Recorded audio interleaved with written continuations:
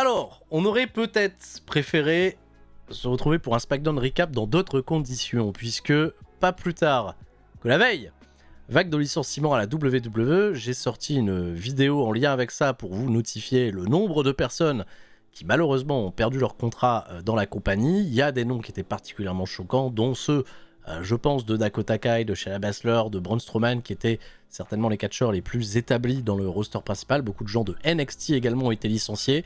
Et deux noms que je n'ai pas rajoutés à la liste, Dani Palmer, qui n'était pas encore véritablement confirmé par les gros sites de médias, qui est aussi catcheuse du côté de NXT, qui a été remerciée, ainsi que, ça c'est triste, on l'a appris, c'est une fin de contrat pour elle, Shotzi Blackheart, quitte également WWE à la fin de son contrat, ça n'a pas été précisé. Il y a une petite émotion également pour Shotzi Blackheart, qui était un personnage assez touchant à l'écran, et là aussi c'est un peu dur de se dire que la fameuse incarnation des Chemical X aux côtés de Gigi Dolin et de Tatum Paxley ne verra pas le jour, peut-être du côté du roster principal, où ça aurait pu être bien. Ça aurait pu être bien. Gigi Dolin, malheureusement, elle aussi remerciée. On verra comment rebondit Tatum Paxley. En espérant que ça soit les seuls noms de cette liste et qu'elle ne s'étende pas. C'est toujours dur de voir autant de noms partir d'un coup, d'un seul, sans la moindre justification de la part de WWE. Certains vont très très bien retomber. Pour d'autres, en effet, ça va être plus complexe. Il y a beaucoup d'anciens licenciés de WWE, ça me fait toujours plaisir, qui font des chouettes messages pour dire aux gens, vous inquiétez pas, il y a toujours possibilité de se réinventer dans le circuit indépendant avec une pression très différente de celle de la grosse machine qu'est WWE. Tout le meilleur aux personnes licenciées, force à toutes celles qui sont encore employées. On va souhaiter les licenciements de personne, bien sûr. Et dans ce triste climat, malheureusement, nous abordons cet épisode de SmackDown. Un épisode de SmackDown qui s'est tenu au Wells Fargo Arena de Des Moines dans l'Iowa. Iowa, attention, réputé pour être un public un peu moumou à la WWE. Je vais tout de suite tirer mon chapeau à Des Moines, Iowa, parce qu'ils n'ont pas eu le programme le plus excitant qui soit, mais j'ai trouvé le public particulièrement réactif quand ça catchait. Il n'y a pas eu, même pendant Zelina Vega Piper Niven, on y reviendra, je trouvais le public plutôt ok, plutôt investi. C'est l'épisode qui s'est tenu dans la nuit du vendredi 2 au samedi 3 mai 2025. On a une pensée également émue, même au moment de la rediffusion de cette vidéo, à la nostalgie, à l'anniversaire, au 1 an de ce week-end de Backlash à Lyon, en France. On aurait préféré avoir les émotions pour d'autres choses qu'une vague de licenciements, bien évidemment. La caution Star Power, étant donné que notre bon ami John Cena n'est pas présent ce soir, Randy Orton va devoir porter le programme tout seul. On l'entendra s'exprimer un peu plus tard dans la soirée. Aussi, très important, le seul match qui nous avait été annoncé de la semaine précédente, Aleister Black fait son retour in-ring et affrontera le Miz. Toujours assez étonnant de voir Aleister Black débarquer à SmackDown et d'avoir comme premier adversaire le Miz. On se doute que ce programme le fera arriver à Carmelo Hayes. Carmelo Hayes et son gros momentum et sa grosse tête de Dédé en pendentif. Pendentif qu'il a renommé d'ailleurs juste Dre. C'est Dre. Que voulez-vous? Damian Priest est présent également cette semaine à SmackDown. Il salue les officiels backstage et il repère au loin Solo Sikoa et Jacob Fatu et ça part un petit peu en conflit. Il y a quelques agents qui viennent les séparer. Il y a le bon vieux LA Knight qui passe devant tout ce conflit et qui lui décide de tracer au ring. Et LA Knight, va être celui qui va ouvrir le show et qui va s'adresser à nous en premier.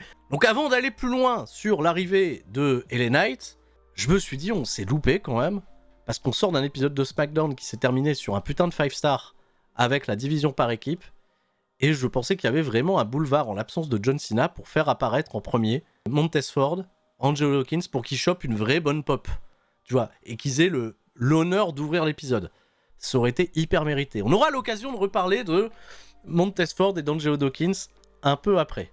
Et avec beaucoup de tristesse, là encore. Donc LA Knight, lui qui fait le café, lui il a l'habitude quand même des promos d'ouverture de show. On nous remonte ce qui s'est passé la semaine dernière, à savoir Damian Priest qui lui a coûté son opportunité de devenir challenger numéro 1 au championnat des États-Unis de Jacob Fatu. Il était intervenu dans son combat. De ce fait, le ton a un peu monté. Et là, il vient d'assister à l'embrouille entre Damian Priest et Jacob Fatu backstage. Et justement, c'est ça qui va pointer du doigt parce qu'il reconnaît avoir perdu à WrestleMania. Il a voulu remonter tout de suite en selle et repartir à la conquête de son titre. Et là, il y a un Damian Priest qui est venu lui casser les couilles. Alors Damian Priest dit son nom, il apparaît. Et bien sûr, il va s'en défendre. Il va dire, écoute, j'ai aucun problème avec toi, monsieur le chevalier. j'ai un problème avec Drew McIntyre, j'ai voulu que ça se règle avec Drew McIntyre, on va dire. Voilà, côté, peut-être, dans tout ça, un peu le dommage collatéral. Alors évidemment, LA Knight, il fait Nana hein, Bien sûr que c'est pas suffisant pour lui. Bien sûr qu'il est pas content. Il fait non, si j'ai perdu, c'est de ta faute. Parce que moi, il y a juste Solo Sikoa qui m'a. Solo Sikoa avec sa tête de citrouille, qui est venu m'attaquer avant, donc on me met des bâtons dans les roues. Mais toi, t'as quand même été la finalité de tout. J'ai perdu cette opportunité à cause de toi. Là, Damien Priest, il va répondre que c'est pas à cause de moi que t'as perdu, parce que déjà, t'as perdu à WrestleMania, j'étais absolument pas mêlé au truc. Et LA Knight, il va répondre à Damien Priest que bah toi aussi, t'as un problème avec Drew McIntyre, parce que toi aussi, t'as perdu à WrestleMania. Les mecs, ils se renvoient la balle sans arrêt, ils se font des têtes d'abrutis à chaque fois. En fait, on saura pas se mettre d'accord. Eux deux ont compris qu'ils arriveront pas à se mettre d'accord, donc ils ont dit, écoute, voilà ce qu'on va faire. On amène un arbitre, et vas-y, on fait la bagarre.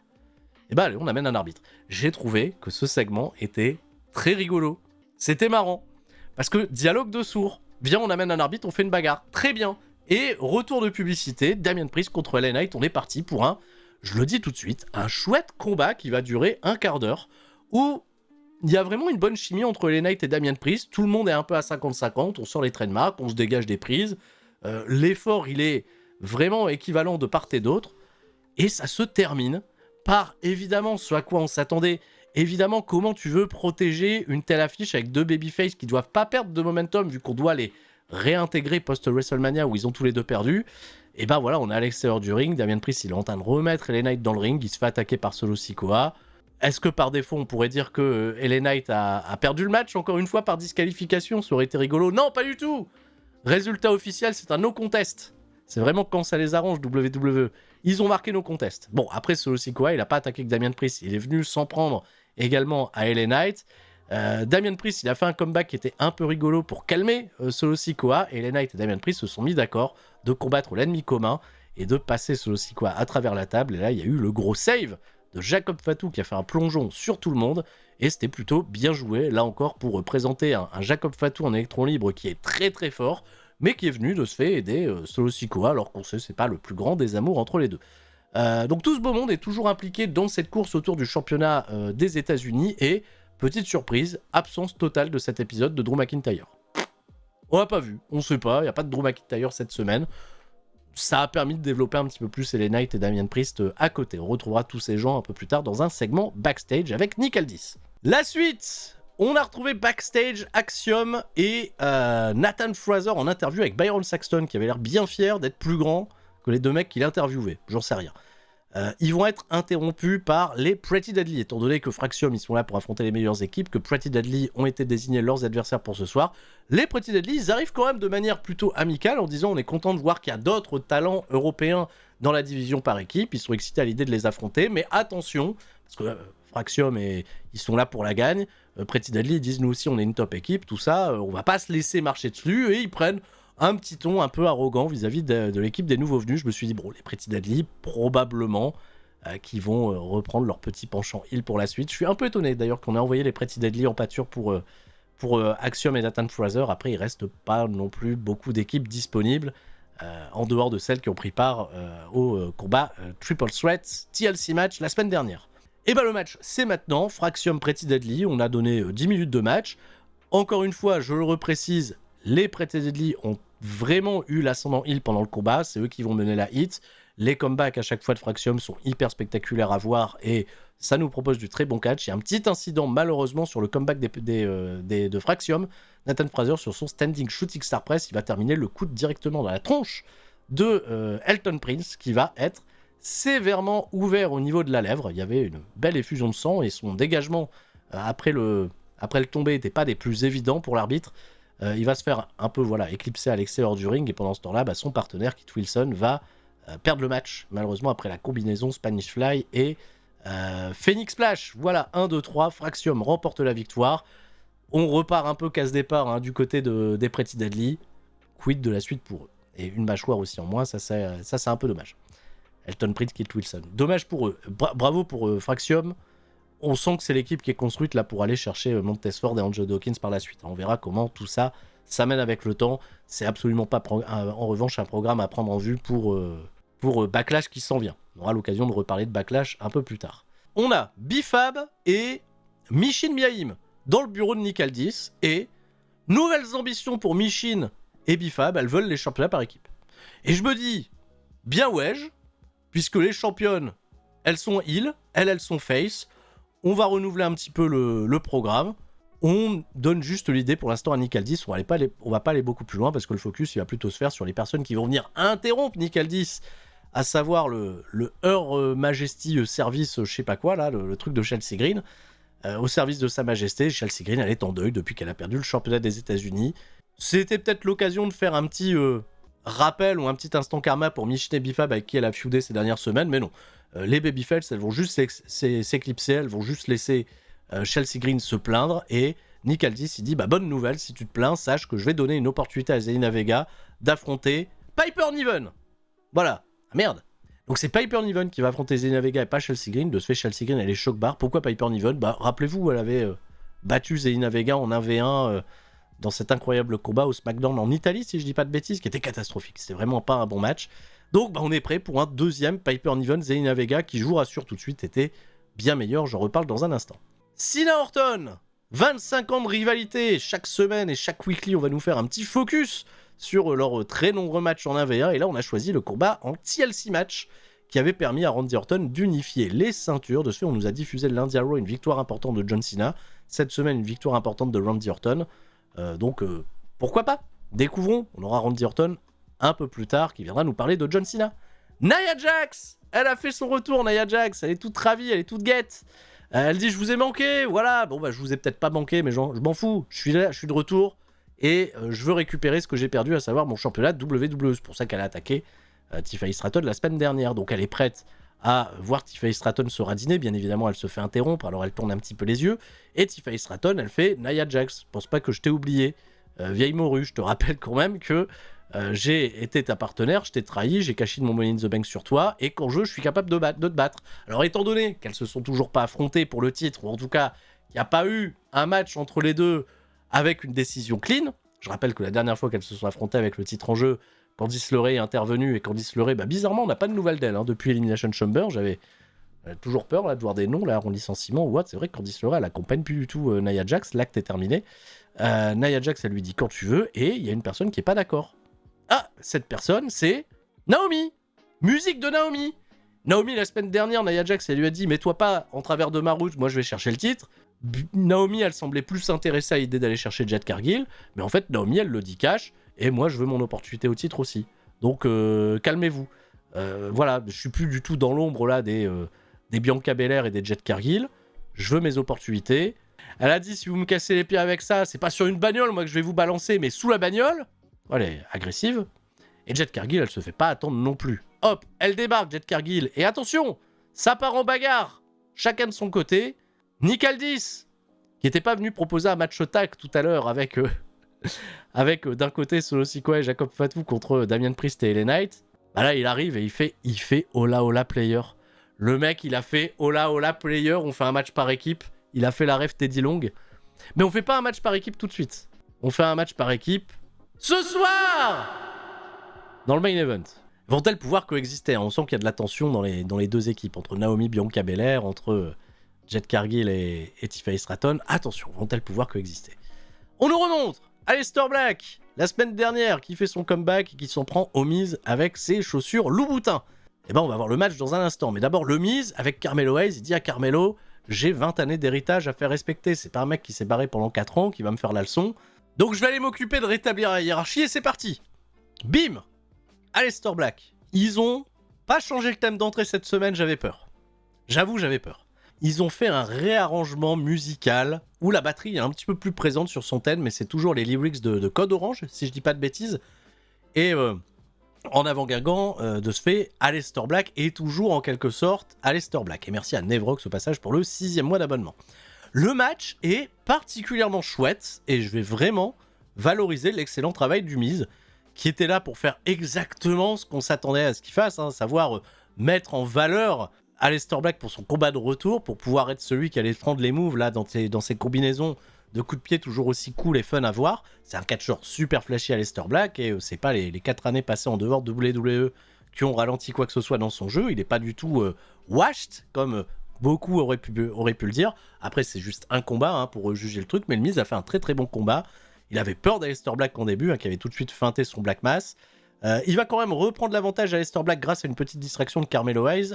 Pendant toute la période de 8 qui s'est déroulée pendant la coupure publicitaire, le Miz avait l'avantage sur Black. Black a fait des comebacks. Il y a eu ce moment très très drôle avec les Miz Kicks, avec les fameux coups de pied, les yes kicks du Miz sur la poitrine de Black, que Black a absolument no-sell. Il l'a regardé, il a fait c'est quoi tes coups de pied mec? Donc ça c'était un peu fort, ça rendait Aleister Black plutôt badass.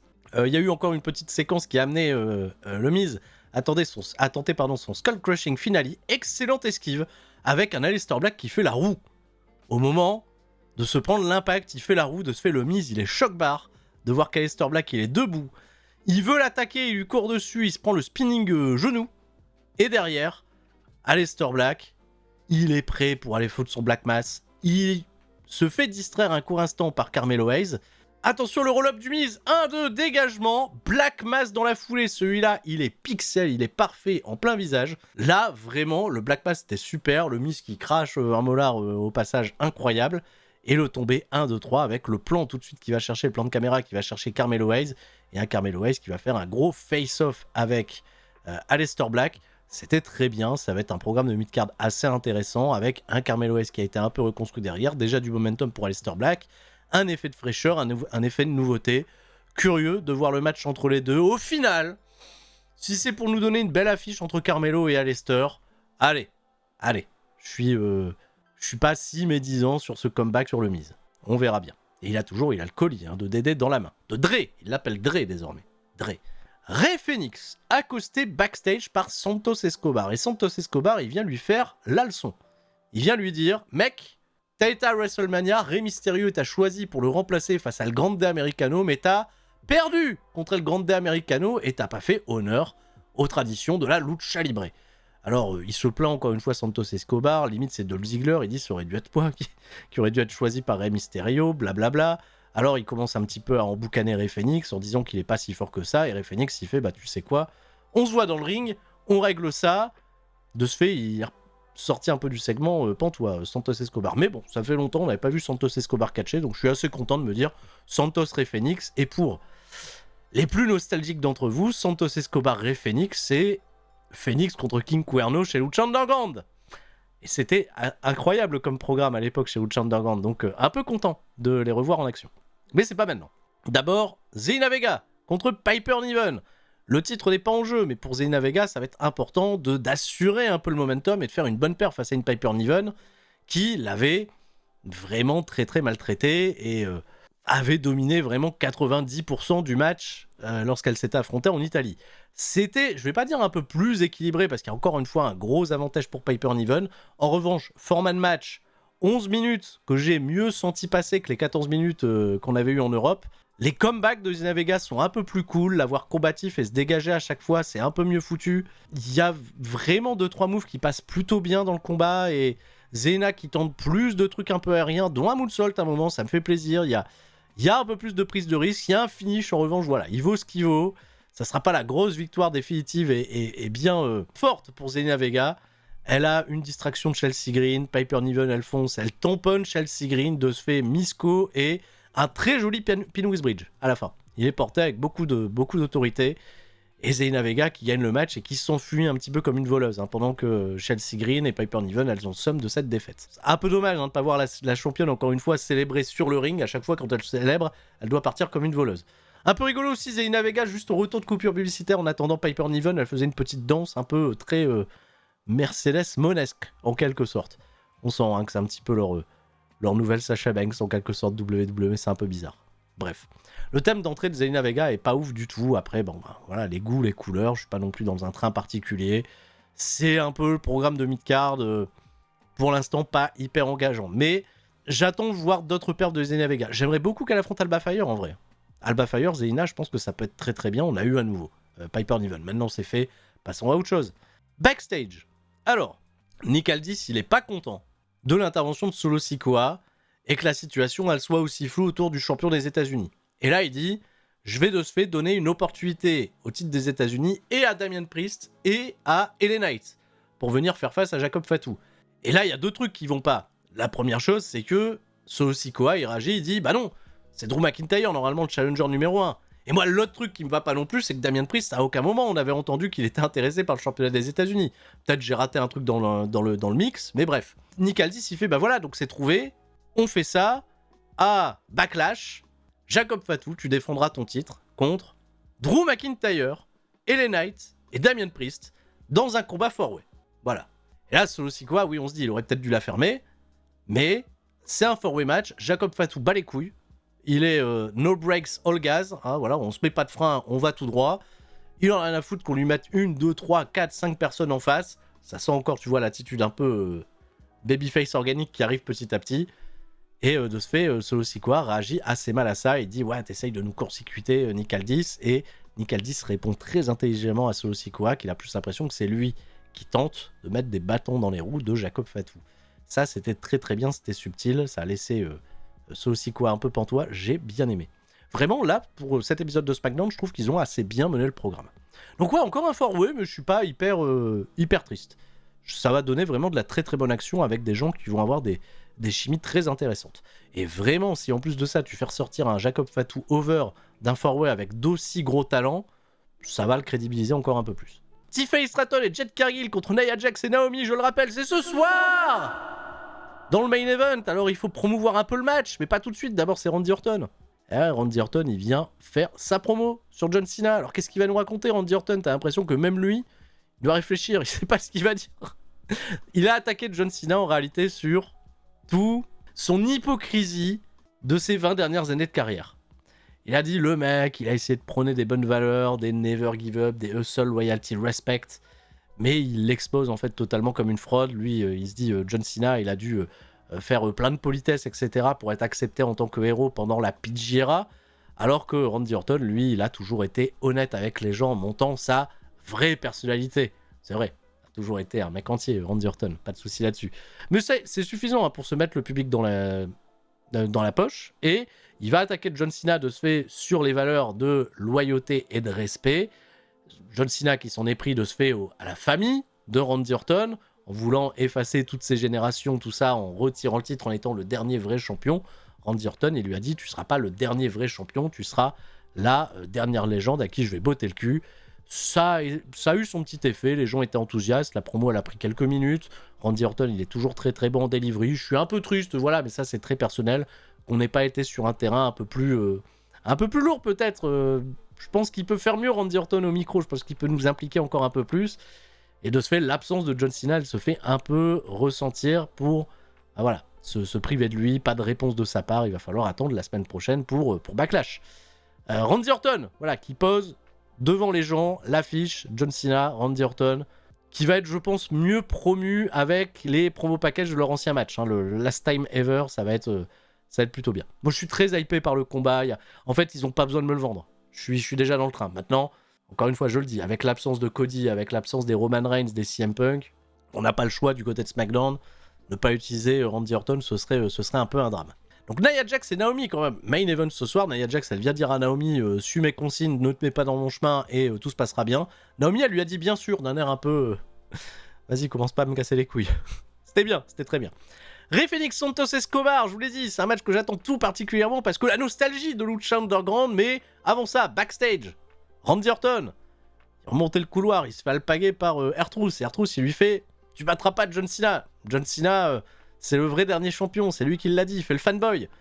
Randy Orton, il relève pas trop, et là, il y a Jimmy Uso qui se radine et qui fait « Hey Randy, comment ça va ?» Écoute pas ce qu'il dit, R-Truth, je pense que tu connais R-Truth, tu sais comment il est. Et R-Truth, il est un peu surpris d'être interrompu par Jimmy Uso, donc il fait aussi les consignes à Jimmy Uso, il lui dit « Non, mais John Cena, c'est vraiment le dernier champion, il est meilleur. » Et là, c'est quand même un peu bizarre, 2 semaines de suite, de promouvoir ce truc avec R-Truth, le fanboy. Si ça se termine par R-Truth, il coûte le titre à Randy Orton à Saint-Louis, je vais être choqué. Hein. R-Truth, mettez-lui un punt, faites quelque chose. Là, il faut le calmer. Jimmy Uso, il essaye de lui dire arrête de faire le con, arrête de faire le Jack. Tu vas avoir des problèmes. J'ai très peur. J'ai peur de la suite de ce programme. Je sais pas où ils veulent aller vraiment avec R-Truth et John Cena. Ça me fait un peu peur. On verra bien. Santos Escobar contre Rey Fénix. Au début, ça parle énormément. Et là, je me suis dit, Santos Escobar, il veut être le Karrion Kross latino. Il veut embrouiller les gens. Parce qu'il dit, sois un peu plus digne, Rey Fénix, t'as l'impression qu'il veut peut-être un peu l'embrigader dans son mouvement Legado del Fantasma. Rey Fénix, il se laisse pas marcher dessus, hein, il a du répondant, donc on a...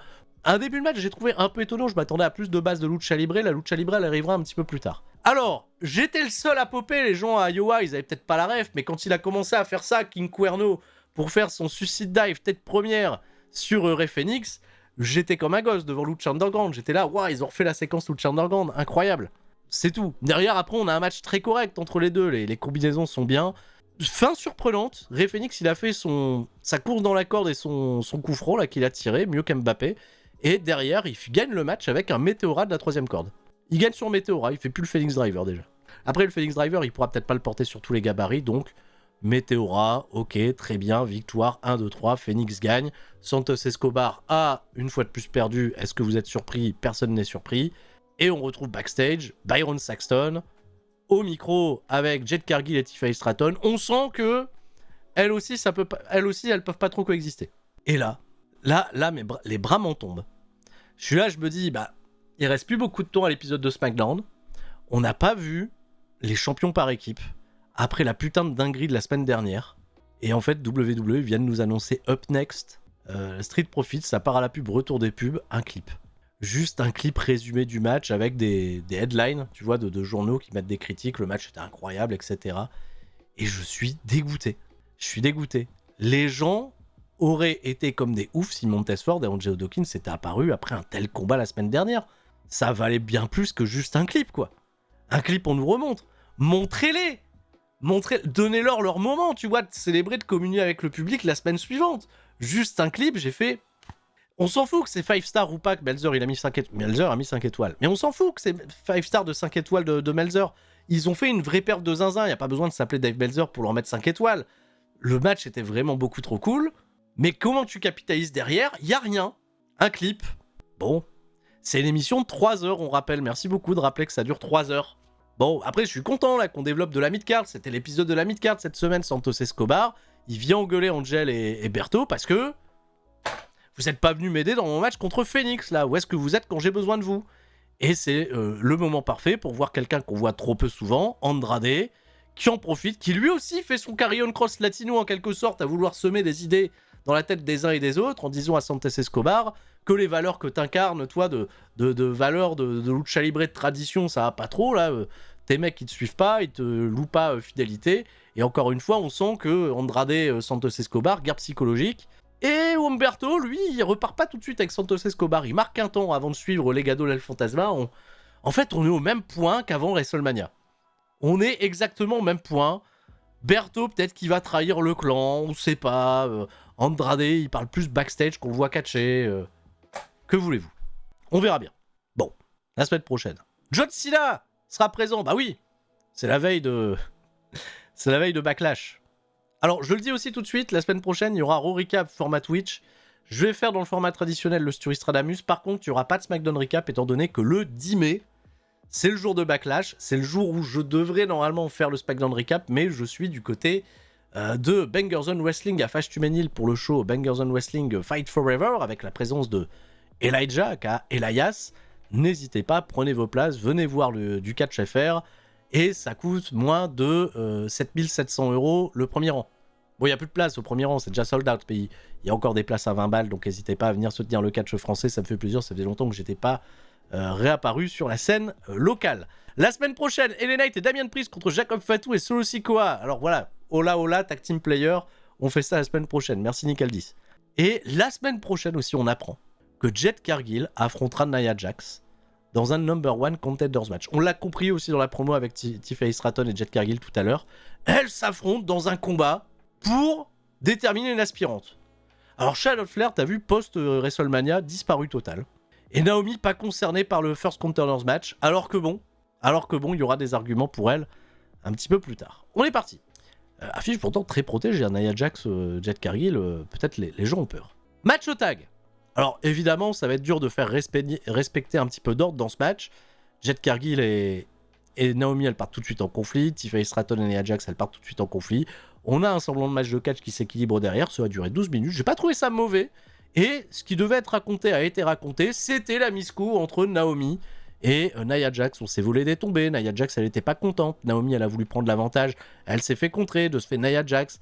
Elle lui a fait un petit tampon, une petite avalanche. Elle a blessé Naomi, mais elle a fait style, oh bah t'avais qu'à pas rester dans mes pattes. Elle a été s'occuper de Jade Cargill dans le coin. Elle a voulu faire sa pause et elle s'est fait contrer dans un super powerbomb. Le powerbomb de Jade Cargill était un peu zinzin. Jade Cargill a battu Nia Jax, ce qui va la légitimer avant son combat de la semaine prochaine. Et dans sa célébration post-match, l'arbitre qui venait rendre la ceinture à Tiffany Stratton a été intercepté d'abord par Jade Cargill, qui l'a posé sur son épaule, tu vois, ça m'irait bien. Elle a fini par la rendre à Tiffany Stratton, qui n'était pas véritablement contente. Grosse défiance entre les deux femmes. Et Naomi, elle en a profité pour venir pousser Jade Cargill sur Tiffany Stratton, ça s'était bien joué. Et Naomi a, après le match, pour clôturer le show, posé avec la ceinture. Naomi, c'est une image très très forte, de clôturer un épisode de SmackDown avec Naomi debout sur Jade Cargill avec la ceinture, sachant qu'elle n'est pas impliquée dans les contendership matchs. On a de quoi s'occuper pendant quelques temps avant le prochain pay-per-view. Je pense pas qu'elles auront un chemin qui va les mener à Backlash, mais probablement pour les semaines, mois à venir. En revanche, ça sent vraiment pas bon pour la suite de Charlotte Flair dans un avenir proche. Genre, Charlotte Flair, ils nous la ressortiront probablement du côté des grosses échéances, genre SummerSlam, Money in the Bank, tout ça, quoi. Et ça conclut de ce fait un épisode de SmackDown qui était fort axé mid-card. Et attention, il y a eu le catch était bon, il n'y a pas de mauvais match. Sur toute la soirée, il n'y a vraiment aucun match mid, à part, Zelina Vega par Piper Niven, même si c'était quand même bien mieux en point de comparatif que ce qui s'était passé en Italie. C'est juste qu'il n'y a pas eu la grosse excitation du Star Power. Pas de John Cena, un Cody qui est toujours absent et qui ne devrait pas réintégrer les plans avant Backlash. Enfin, normalement, on va devoir attendre encore après Backlash pour revoir Cody Rhodes. De ce fait, il faut donner du temps à cette mid-card, et encore une fois, il y a peut-être se louper avec pas de présence des champions par équipe, alors que c'était peut-être le meilleur des endroits. Voilà. Je m'arrête ici. La triste nouvelle, vous la connaissez, même si ça fait 1 an qu'on a vécu les beaux moments à Lyon, la vague de licenciements. Restez tous très forts, on se retrouve la semaine prochaine pour le dernier Raw avant Backlash. Ça arrive déjà très vite. C'était Sturit, ciao, bye bye, merci YouTube.